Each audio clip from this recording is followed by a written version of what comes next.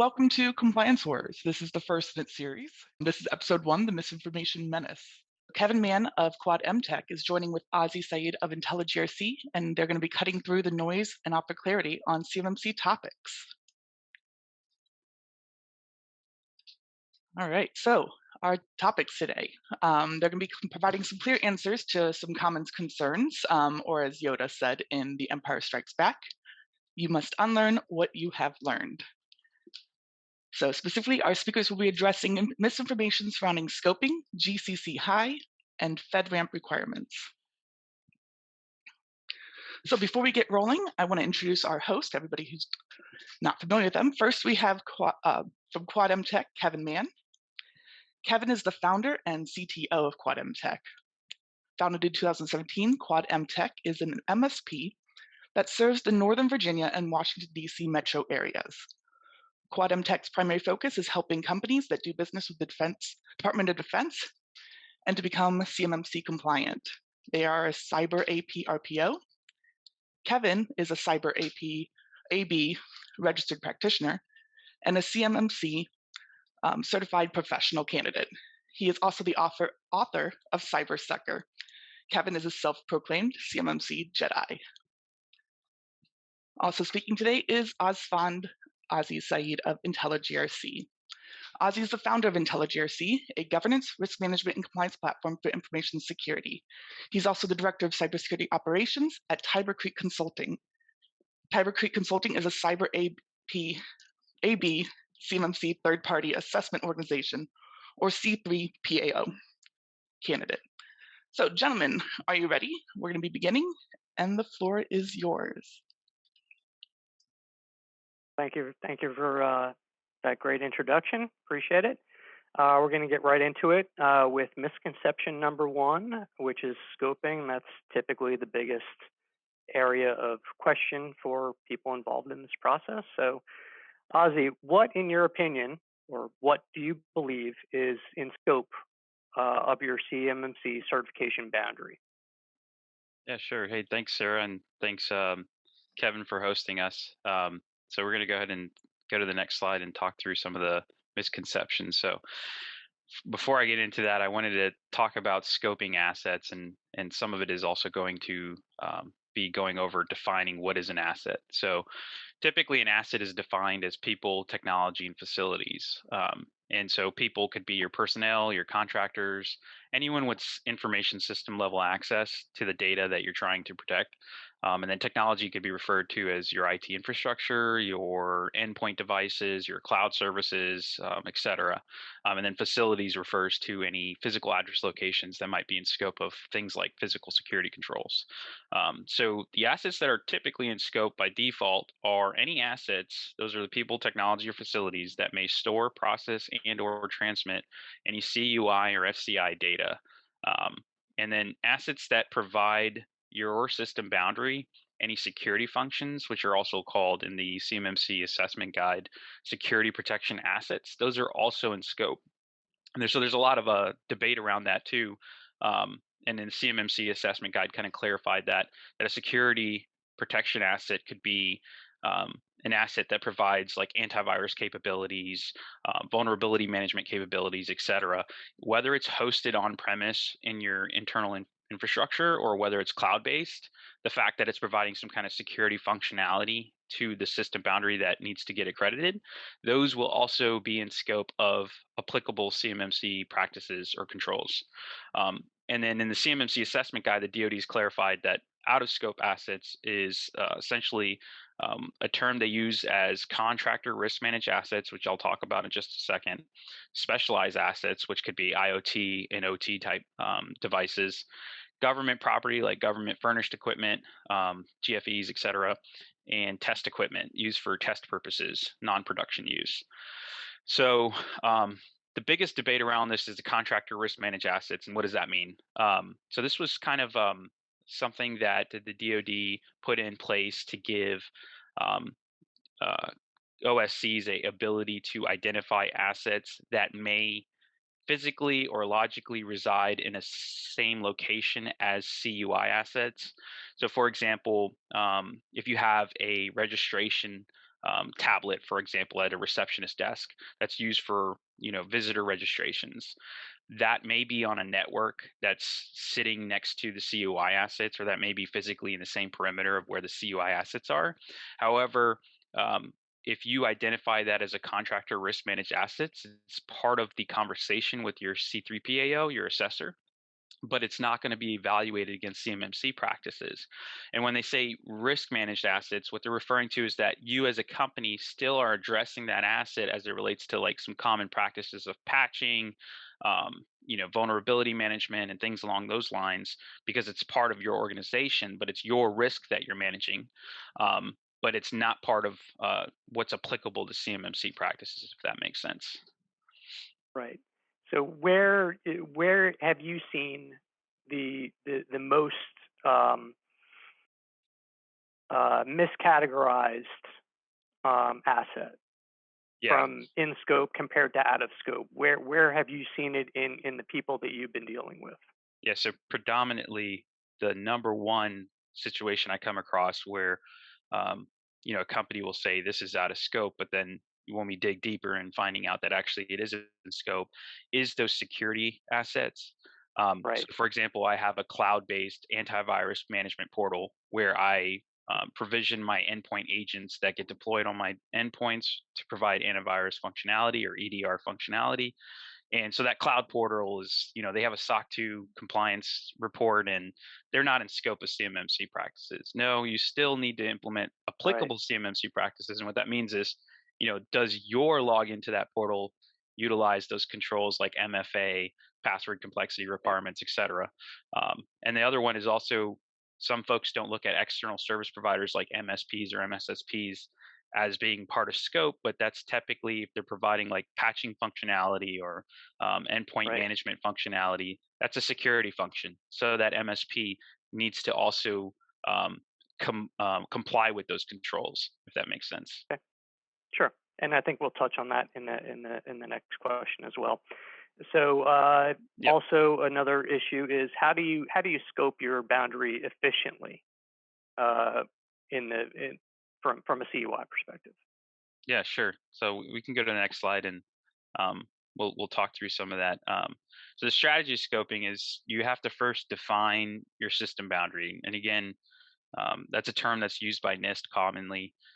But basically, it starts off with identifying the data that requires the protection. So let's identify CUI and FCI data and what it looks like for your organization. What I mean by that is tangibly trying to identify. I know a lot of folks in the industry say, well, I don't have CUI because the DoD doesn't mark it, or I get data that doesn't have the right markings on it, so it's not CUI. We still tell our customers to, do that due care and due diligence of saying, what is it you're selling to your primes, or what is it you're selling to the DoD? And if that were to be compromised, could what you're selling be reverse engineered? And if so, let's identify those tangible outputs, whether it's like CAD drawing and engineering artifacts, documentations, project management related artifacts, things like that. So once you identify what that data looks like, we always recommend, okay, let's identify where that data lives. Where is it stored, processed, transmitted, and who's accessing it, right? So we'll go through the assets, the people, technology, and facilities, and identify what is handling that data or touching that data, and create a data flow diagram showing how that information comes in or how it moves through the organization and how it gets produced into a deliverable to your clients. And then with that information, we'll develop a system diagram. And a system diagram is not a network diagram. It's more of like a bird's eye view of what are the assets in scope of your boundary. And that is something that you typically would put into your SSP so that when you provide it to your assessor or your auditor, they can look at that image and say, I know exactly what I need to focus my attention on in terms of performing this assessment. External service providers, like I said, whether they're cloud services or MSPs or MSSPs, they may be in scope. It depends on the specific nuances of how they're interacting with your system boundary, right? In some cases, most MSPs use RMM tools with service accounts that have administrative privileges. Typically, we always tell folks, if you can provide due diligence or some kind of proof of segmentation, whether it's logical, physical, or even some kind of legal agreement that tells that provider that they can't exfiltrate the data that's in question, you can simply ask them to comply with the same control sets and kind of treat them as if they're your own internal users. If they're remotely accessing your environment using your directory service or your identities, then typically you can consider them as a subcontractor, right, of your system boundary.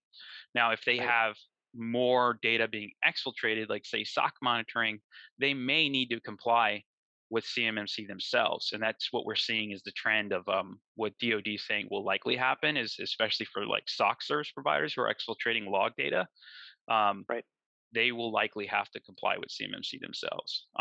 So, And to that point, mhm, the likely case in those scenarios is whether the OSC or even the external provider, whoever is providing those services, is going to have to adhere to the same rules from the control standpoint, whether it be FedRAMP or we'll get to that, but they're going to have to comply with that as well. So it's going to limit your ability on which providers you can use to fulfill those requirements based on whatever that boundary is.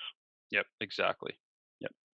And then the other Okay. question we get is like, how do you ensure an asset is out of scope? On the last slide, basically, typically using segmentation techniques, right? It comes down to logical or physical segmentations. And by logical, we mean permissions, right? File permissions, system level privileges, network segmentations through VLANs and access control lists and things like that. Those are logical segmentations. And physical is simply exactly self explanatory, physically separating an asset from being able to touch that data, if that makes sense. Right. So like locking your server room, physical, logging, etc. Yep. So Okay. I gotta, How I'm do you? gonna take over this one, Kevin, and I'm gonna actually ask you this one if you Okay. want to respond to this one. Okay. Sure. That's fine. So how do you deal with external service providers? Specifically talking about cloud services and MSPs and MSSP. Right.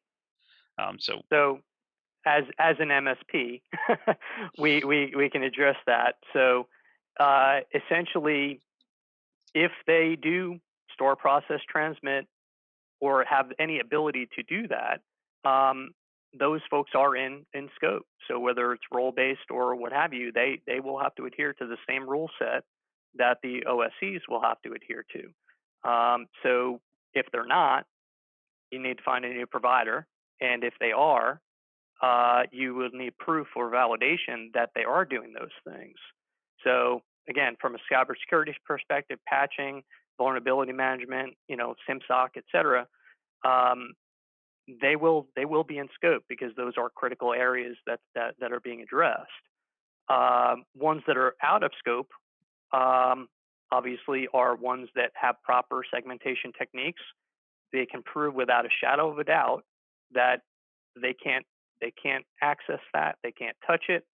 So it's going to be hard to prove that if they're a true MSP doing cybersecurity services, or if they're just truly an MSSP, which all they do is like say, SOC. So there's many vendors out there that do just MSSP work, or any cloud provider, or et cetera.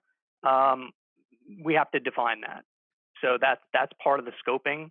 As that's what we're talking about. So that's kind of that's where it comes from.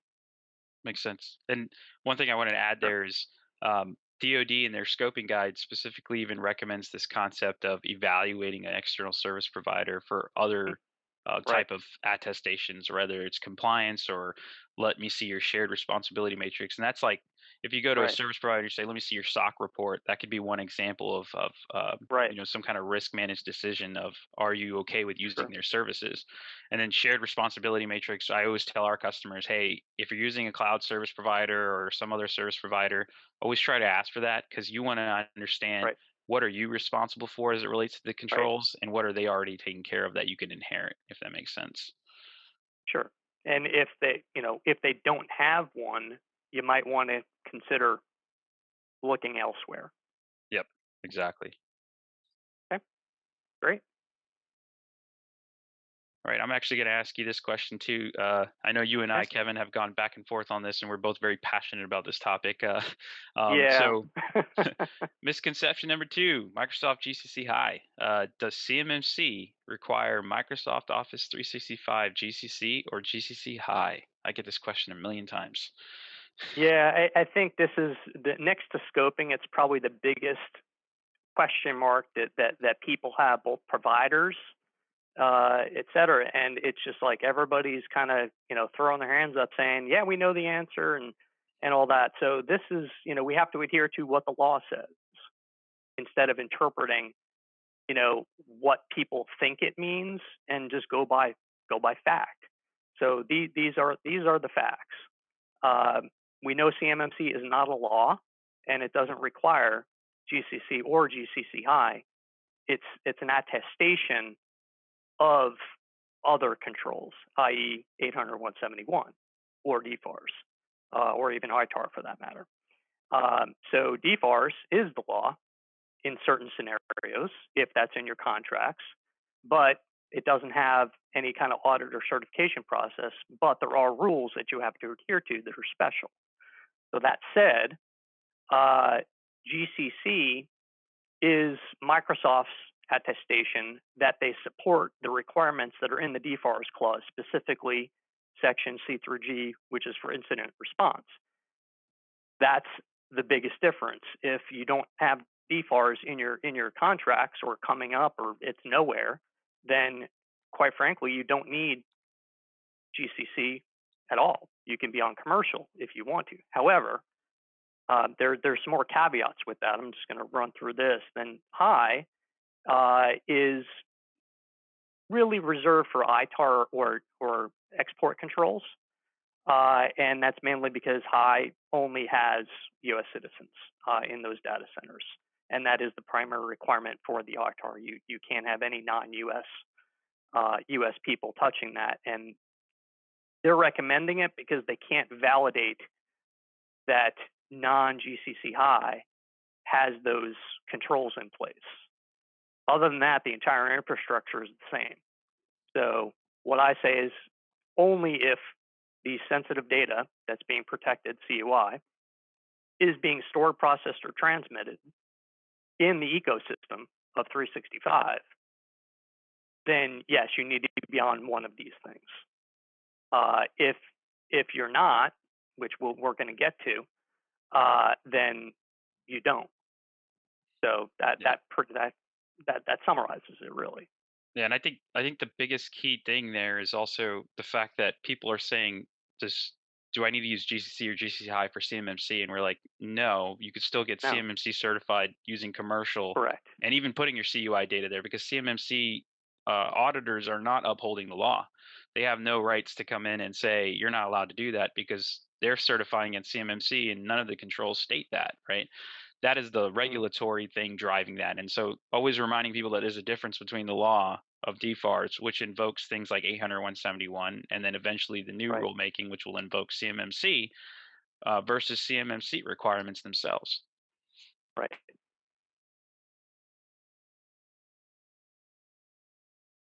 Okay.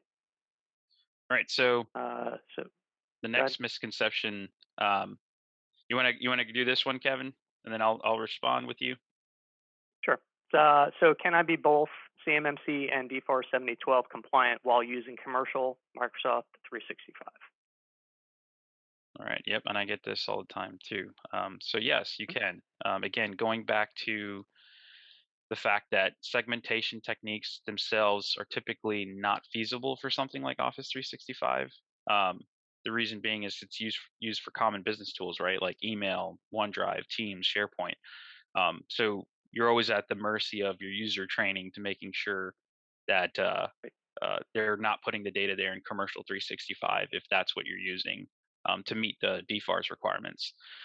So it's almost not feasible to use any segmentation techniques with something like Office 365, but you could still use commercial and still meet DFARS without putting CUI data there by showing due care and due diligence. And this is more of like a legal terminology of how do I minimize my legal liability, right? At the end of the day, there is no audit for DFARS 7012, right? There's no certification. The only time you're really going to be drilled into is if an actual breach happened and you were investigated. That's the time when they might find out more, right? So in that situation, as long as you're demonstrating due care, due diligence that can kind of protect you in the court of law, you could say the minimum due care is I've configured my O365 ecosystem to meet the CMMC control requirements, right? Using things like session terminations, logon banners, MFA, et cetera. And then ensuring that O365 is actually out of scope of DFARS 7012 by creating a policy for your organization that says users are not allowed to store or handle CUI data in Office 365. It must remain on-prem on your endpoints or on your on-prem file shares or file servers or your private servers that you are handling. Even if you're using a cloud service to host virtual machines, that's fine because you have access to the host operating system on that you're using infrastructure as a service. As long as it's privately accessible to your users, then you could simply write the policy saying just don't put it in O365, and then you could support that with processes or procedures to respond to any incidents where somebody accidentally does email CUI or puts it on SharePoint or puts it on Teams, where you have a process explaining that they need to report it to the user, to the IT department or your InfoSec department, who then will go in and remediate or remove that data and have a history of that event taking place. And if you do have a breach and you go to court and you're saying, I did the best I could, it's not my company's at fault because we don't allow it. This user is at fault, and this is what we did to remedy the situation. And that will help you in your case in terms of showing due care, due diligence, if that makes sense. So to that point, that is that's obviously a way to do it. Would you say that is the better way to do it, or would you say to err on the side of caution and not try to make that different, make that separation? Well, so I think that at the end of the day, that's more of a risk appetite that is up to each company. Most smalls can't afford GCC or GCC High. So this, I believe, is the next best option, if that makes sense. Now, if you have the budget and the capability, then absolutely, why not just protect anything and everything you can? That's the least risk. And that would be obviously the best recommendation. But this would be the next best thing, in my opinion, for those who can't afford it. Right. And would you say the same rules apply to not only DFARS 7012, but the additional ITAR piece as well? Yeah, absolutely. Absolutely. If you have ITAR, it's a different ball game, right? ITAR is got its own explicit add-ons of unique requirements in addition to DFARS and CMMC. And you need to make sure you're using that information to correlate how it tailors your controls, right? ITAR being explicit to export, keeping everything in the continental US and only for US citizens and things like that. Right. Okay, good. All right. So, Kevin, I'm going to ask you this one. So the other misconception I'm getting is with regards to using a FedRAMP compliant service provider service. So if I handle CUI data on a cloud service, does that service need to have a FedRAMP authorization? It's really, yes and no is the answer. It's just it depends. So based on the DFARS clauses, it says you have to ensure that they meet the security requirements established by the moderate baseline and C through G of those clauses. If they are not following that, then no, you can't use that provider. If they are, then they're both in scope, and you can use them. Either way, they would be in scope. But the hosting providers out there, they say they're FedRAMP CSP. Okay, great. But if the infrastructure that's on top of that, so let's say you have a data center, and they say we're compliant. Okay, well take Azure or AWS GovCloud. Okay, the infrastructure itself may be compliant. So they may meet FedRAMP Moderate or FedRAMP High, but The systems that you're running on that infrastructure are the differentiators. It's okay, what systems? So you're getting a VM in, let's say, AWS, GovCloud. Okay, you're running a server on there. Okay, great. Is that server meeting the same requirements? Is it hardened appropriately? The environment may be hardened, but is it hardened? Is the software running on that server that's serving whatever role it's serving? Is it meeting the requirements? Most folks don't take it to that level, and that's where they get in trouble. So you have to be able to prove that not only is the system that you're using compliant, but you have to make sure the systems that are running on top of that, modules, whether it be FIPS or whether it be anything else for that matter, they have to meet those requirements. Otherwise, you can't use them, assuming it's CUI. If it's not, then you don't have to worry about it.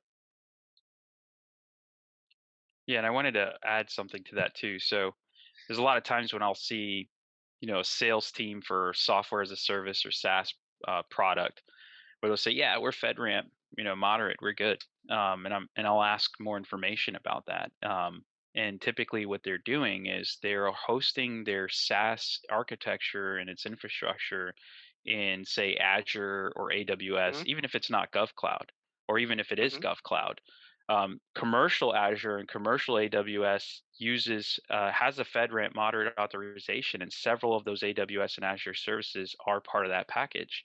So Right. yes, you can inherit those controls, but your infrastructure stack, whether it be a database, a web server, API services, etc., need to Mm-hmm. also comply with FedRAMP moderate equivalent requirements. So just because you're Right. deploying a database in AWS, you're not automatically inheriting their entire FedRAMP package and making that statement that you are also FedRAMP moderate authorized, because you are not. You need to Right. address application layer, database layer, service Right. layer controls within your stack. Now, one other thing that I see a lot is, well, what does it mean by FedRAMP moderate equivalency, right? When it I was says, just going to touch on that too. like, what does equivalent mean, right? And Mm-hmm. so there's been a lot of back and forth. DoD hasn't really given a clear response to it, but the industry and a lot of legal advisors out there are typically saying, well, there's several ways you can do that, right? One example could be if you have this SaaS provider who's deployed their stack on Azure, and they're inheriting some capabilities from Azure as it relates to their FedRAMP moderate package. As if that SaaS provider has a FedRAMP moderate SSP as well, under NDA, if they shared their SSP to their customers, and their customers saw it and said, "I think these are also addressing the same FedRAMP moderate requirements," that company can make that decision on their risk appetite, even though they're not authorized, because we know there's a lot of cloud services or SaaS products out there that don't have an authorization because they don't have federal clients who can sponsor them to go through that process. Right. So Right. then that company could say, well, I did my due care and due diligence. I saw a moderate SSP, and I believe, yes, they are meeting the spirit of the intent. They have the moderate controls in place. And this is my defense on, I believe they are FedRAMP moderate equivalent, right? And so that is Right. a strategy that I've seen starting to take hold in the industry as cloud service providers and SaaS providers are waiting to just simply get some ability to become authorized themselves so that they don't have to Sure. handle all that situation. And I would agree with that. I've heard and I've seen the FedRAMP moderate equivalency being tossed around, and there was a town hall, and they defined what that was, and it was a big long explanation. But at the root, it was, as you mentioned, have an SSP that defines how it's being handled, and have a specific body of evidence from that provider saying, here's how we're handling it. It's equivalent to the requirements. We just haven't gone through the process for whatever the reason, whether it be a contractor or sponsorship or something like that. They just haven't or can't meet it for one of those reasons. But here's our evidence displaying, yes, we meet all the same criteria, so it is considered acceptable. At one point it was not, but now, because it's been so hard for a lot of organizations, they're now having to modify it a little bit to make it more attainable, if you will. Yep, exactly. Yeah, and unfortunately, that's the challenge with FedRAMP in itself. There's just a long waiting list, uh, and Right. lots of money involved. But FedRAMP's PMO is actually working on trying to do a couple of things to optimize their process. One is training the federal government contracting offices on how to better sponsor, right? Because that's another thing we're seeing Hmm. is agencies are resistant to sponsor because they're like, I don't want to accept that risk. That's just more work Exactly. on my plate. So increasing awareness to essentially have more sponsorship capabilities, but also using different processes and tools to help streamline the overall process. So, for example, FedRAMP's a big sponsor of the NIST OSCAL project, which is the Open Security Controls Assessment Language, and Right. they're allowing you to use their content, which is OSCAL content, ingested into a tool that is OSCAL supporting tool, where you can go and document your SSP, provide the OSCAL content back to FedRAMP. And what it does is it streamlines, normalizes the inputs and outputs in a FedRAMP assessment so it can be performed a lot faster and cheaper, and be Right. reusable content as well going forward. So they're doing a couple things, but we're just not there yet. So this is the middle Yeah. ground strategy that I've been seeing is just share me your equivalent proof. Yeah. And I think we just saw we just saw a provider pass their assessment with that format. There was an article about it saying they used that format, Yep. and they're the first provider ever to use that successfully to pass their assessment. Yep. So it's it's just another way to make things easier for people, right? Thank you, gentlemen. I think we have time for one more. Ozzy, if you'd like to ask it.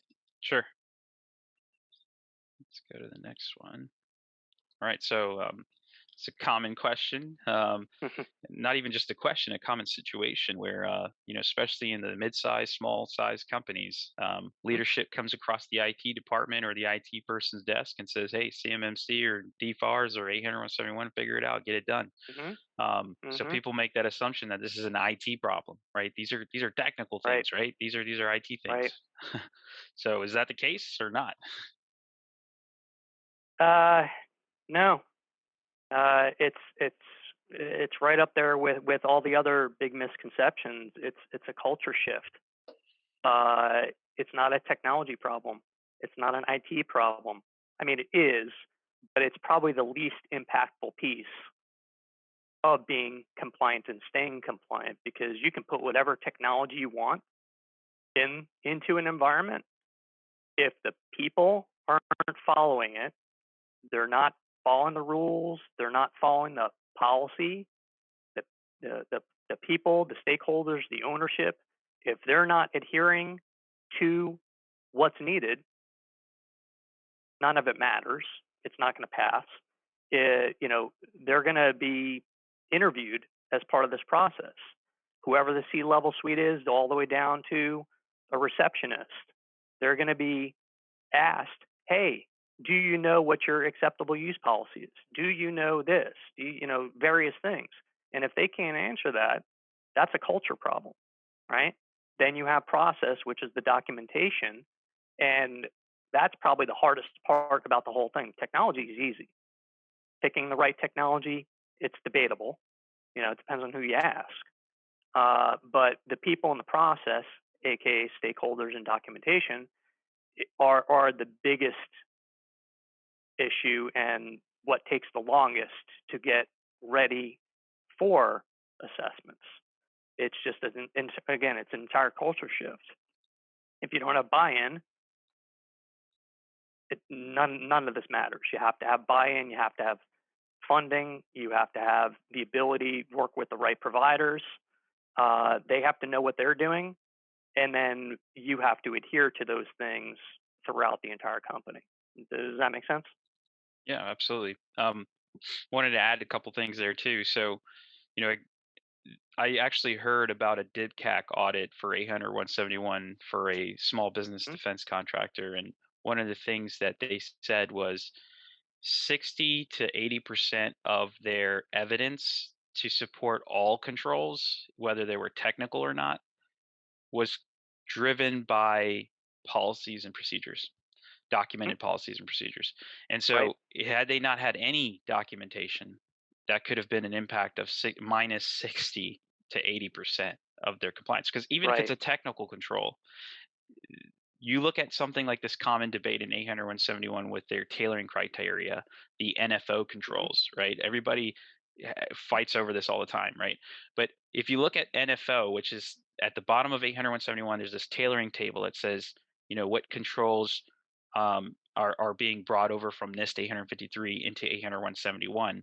NFO says we expect the organization to inherently be doing these things. They automatically assume by default you Right. have policies and procedures. Right. And so what they didn't realize is that's not the case, right? So they didn't Right. explicitly state that, but what they are doing is, I Right. mean, at the end of the day, if you look at what an auditor's doing, they're looking at any control and they're asking questions from responsible people. Like, are you responsible for hiring? Are you responsible for the IT department? I'm going to ask you some Mhm. questions. The next thing they're doing is some testing, right? They may ask you to show some proof of, like, performing a test. Show me proof of you using role-based access controls or MFA. And the third biggest piece, which is the biggest time suck in an assessment, is they're reviewing documentation. So how else can they validate if you're meeting something if you don't have a policy saying thou shalt do something, right? And then you have a procedure if it is something that is a control that is driven by an event, right? Like a new hire, a new device, or a control that is driven by some frequency, like once a week I review logs, or once a month I patch, or once a quarter I do vuln scans, right? Those should have documented procedures to ensure they're being done consistently in accordance with your policy, which is in accordance with the standard you're trying to comply with. I Right. get a lot of questions of, do I need a procedure for every control? No, you do not. I mean, there are some controls that you implement once. If you're using something like single sign-on Right. paired with the directory service, password Mhm. complexity is not something you need a written procedure for how to set that, right? You enforce Right. it across the board, and your IT department probably said it once and forgot it, right? So you Right. don't really need a procedure for that. I always tell folks you should probably write a procedure for those things that are event driven. Again, you hired a new Right. person or you purchased a new piece of technology, and you Right. should probably have a procedure that are also time driven intervals, things that are driven by once a Mhm. week doing something, once a month doing something, once a Right. quarter, etc. That should be well Right. defined so that it's a rinse and repeat thing. It also helps with technical debt, right? If you lose somebody in your IT department, you want to train the next guy, refer them to the documented procedures, right? That's going to be a big business Absolutely. boost as well, right? You're going to save time and energy and efficiency by doing that anyways. So why not just do it? Right. And to that point, the one-off settings like the password complexity, or you know anything that's just like a set it and forget it type thing, you don't really have to review it regularly, or at least as frequently as a daily log review or something. That would really go in your policy document, not your procedure document. Hey, Exactly. this is this is what we do. That's the policy. The procedure is how we do what we do, and that's for the regular day-to-day tasks, day-to-day, week-to-week, or month-to-month. But we'll call it the annual review, because people should be reviewing their policies annually anyway, and that'll be part of another episode as well. But ultimately, like a password complexity setting, or how long it has to be, or yes, we do MFA for everything, that goes into a policy document in the respective areas. So, and it's debatable on what policy goes in, but that's neither here nor there. Yep. Agreed. Okay. I want to thank you both, Kevin and Ozzie. I'm confident that this has indeed created some clarity for people. I imagine, though, we still have questions. I see one is waiting in the Q&A section.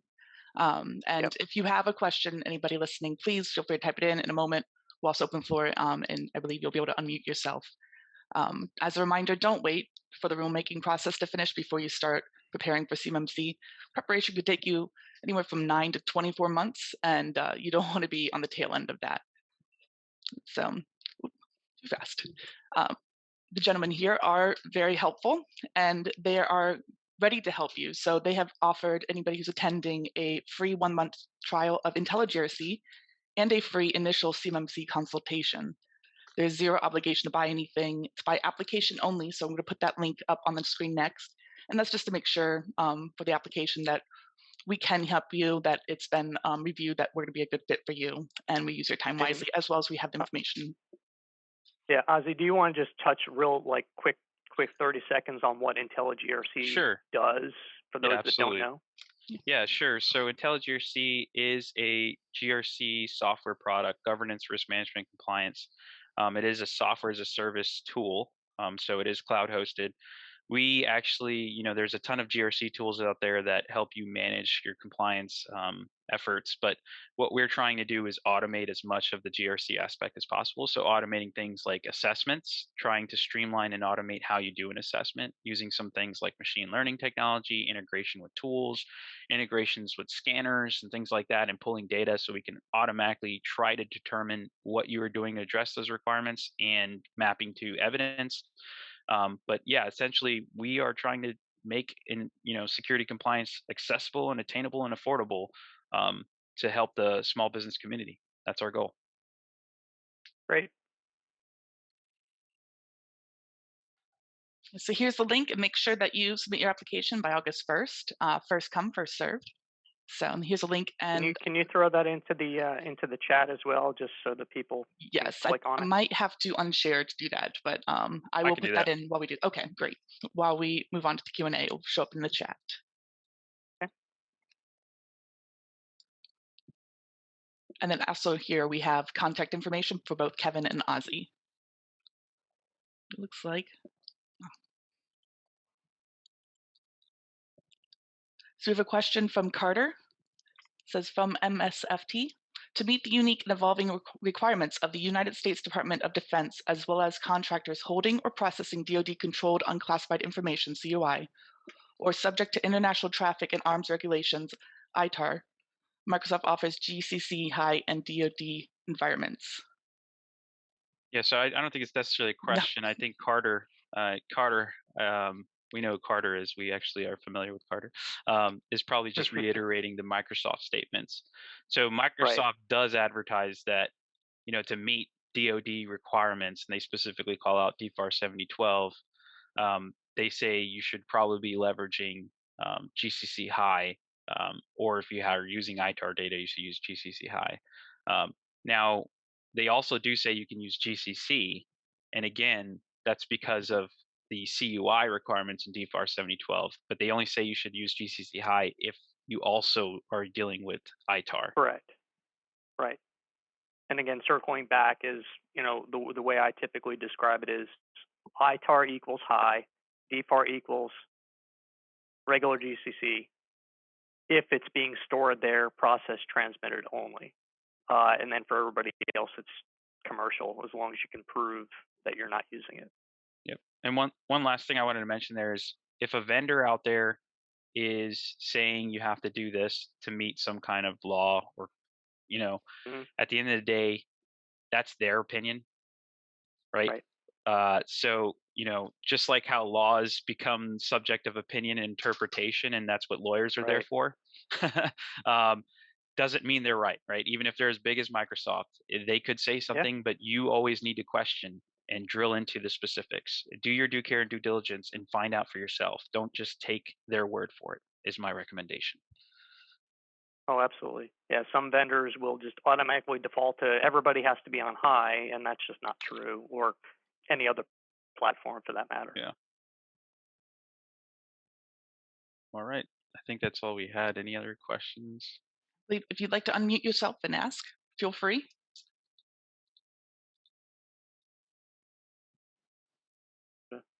Oh, we got one. Terry has a question. Does the attestation from cloud service providers for the DFARS 7012 C through G requirements fall on the CSP or the OSC? I believe it falls on the cloud service providers. If they are saying they can support 7012 because that cloud service provider is handling C through G, I think it's they need, both parties need to attest to it. I don't think that because you're entering a relationship with a partner, right? It's almost like you can consider your hosting provider, your cloud service provider, like a subcontractor, right? So at that point, you're establishing the relationship. But at the end of the day, both parties need to agree to it. And then from a DoD perspective, yeah, I agree. I mean, ultimately, who's responsible from the DoD's perspective? Uh, Again, there is no attestation, right? In my opinion, for DFAR 7012, in my opinion, due care, due diligence, right? Both parties need to attest to those requirements. But in the case of DoD investigating or a DIBCAC audit, they might be involved. But um, yeah, Terry, you want to chime in? I know Terry's also got some great ideas to share here, probably. Can you hear me? Yeah, we can hear you. All right, great. Yeah, so we've kind of bantered on this back and forth for a while. So one of the problems is the C3G requirements for the attestation from Microsoft. They do not respond directly to them. They have their own response. So, for example, they can't do an image. They can't take an image of the system, and they're not going to let DoD come on the site to do an investigation. So they provide their own. Say, well, we're going to provide logs, and for the most part, the attestation is the same for GCC and for GCC High. Yep. So the problem becomes, well, how long are they holding the log files for? Well, in commercial, by default, it's only for 30 days, and a minimum for DFARS is 90 days. So they cannot actually respond to, from a commercial standpoint, to the DFARS requirements. Now, if an organization themselves were keeping the logs for longer, then they would meet those same requirements that basically is for GCC and GCC High. And the argument could be made that you can actually even have CUI data on a commercial cloud based on the same attestation responses that Microsoft is providing. That's a good point. Yep. Yeah, a lot of people are not aware about that, right? They're taking, and I guess that's the point, is the cloud service providers are stating, hey, we are stating that this is acceptable. Well, ultimately, it's not your statement that's going to make it acceptable or not. It's whether DoD is going to accept your attestation and how you're responding to that. So the DFAR 712 is in itself flawed. 100%. Yeah, it cannot be met as stated, which makes it very difficult for organizations to make decisions because we don't have good information or good regulation. Now, also to that point, there are, at least on the Azure side, I think AWS has it. So if you choose to use one of those providers, on the Azure side, they do have compliancy packs that you can request that have the attestation piece saying that they are doing what they claim they're doing, and that can be used as part of your body of evidence to fulfill that requirement. Yeah, I think it's a lot different between like a SaaS provider and providing a virtual machine or SQL instance. I mean, it's completely different in regards to the attestation. True. All right, thanks for allowing me to ask a question. Thanks, Terry. Yeah, no problem.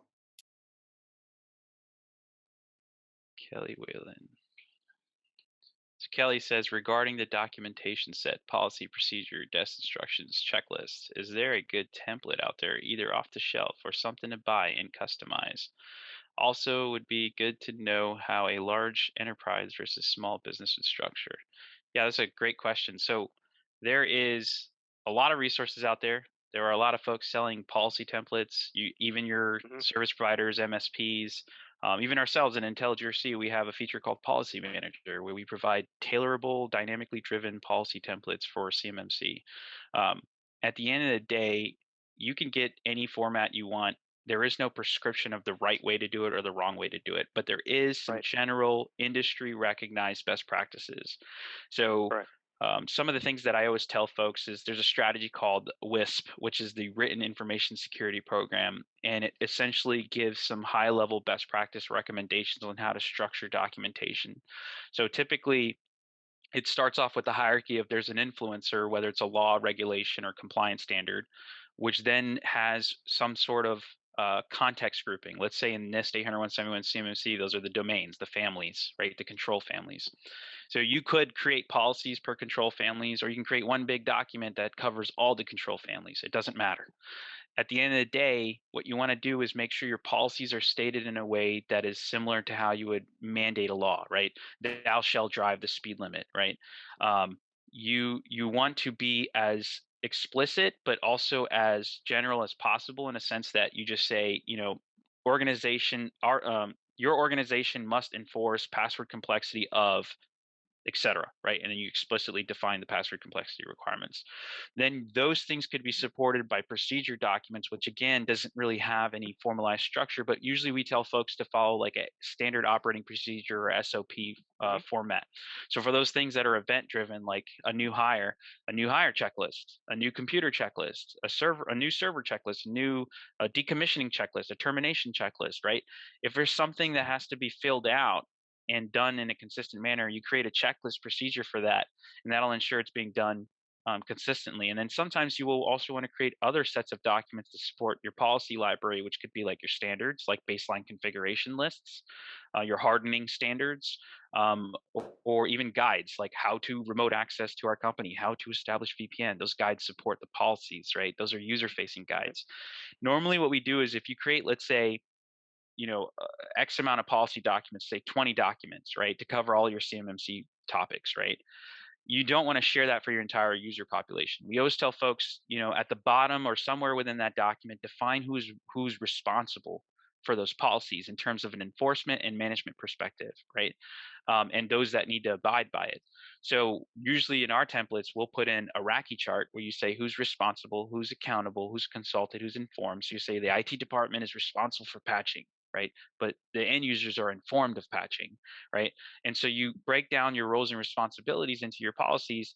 And then the idea is that anything where an end user needs to be informed or might be responsible, like thou shall use VPN when using public Wi-Fi, you can extract those from those policies, put it into a single AUP, an acceptable use policy, and that is what you distribute to your general user population for review and at an agreement or attestation or acknowledgement. That's usually my recommended strategy. Hopefully One that thing I'll answered add your on question. top of that is if you do choose to use something that's publicly available, some template, or you buy a pack from somewhere that says, hey, we have proven policies, etc. Just be wary; those are not functional for your organization, unless, of course, they're written exactly as you would write them for your company. Read through it, make adjustments as needed. You got to start somewhere, so you can start with a template, but make sure you go through the whole thing. And does this apply to your company? And make whatever changes are necessary. Yep. All right, I think we're out of time now. We're running out. I put the emails in chat, and they're also on the screen. Please reach out if you have additional questions. I'm sure they're both happy to help. Great. Thank you, Kevin, and thank you, Ozzie. Thank you, everyone.